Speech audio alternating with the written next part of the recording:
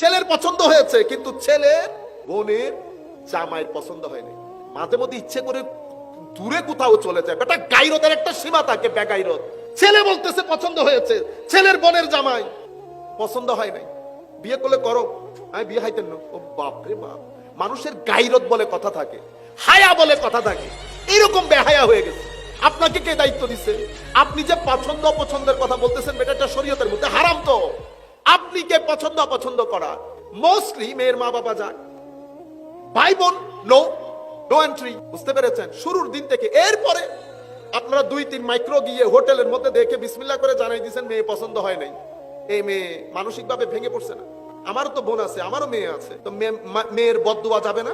ছেলে বলতেছে হুজুর 50টার মতো দেখে বলছি বিয়ে হয় নাই। আমি বলছি নিশ্চয়ই কোনো না কোনো মেয়ের বদদুয়া লেগেছে বেটা।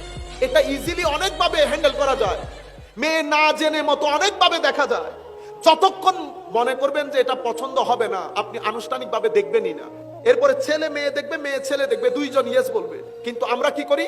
আমরা পারিবারিক ভাবে একটা প্রেসারে ফেলে দেই ছেলে বা মেয়েকে। দেখা যায় সে রাজি নাই, কিন্তু মা বাবা পরিবার পরিবেশ সবার প্রেসারে পরে ইয়েস বলতে হয়। শেষ পর্যন্ত বিয়ের পরে অরাজকতা শুরু হয়। এখন তো আবার নতুন ঢং শুরু হয়েছে। এখন ছেলেরও সম্পর্ক থাকে, মেয়েরও সম্পর্ক থাকে। মারা সবকিছু জানে, কিন্তু বাবাদের সাথে শেয়ার করে না, ভাইদের সাথে শেয়ার করে না। বিয়ের 3 দিন পরে অবস্থা খারাপ হয়ে যায়।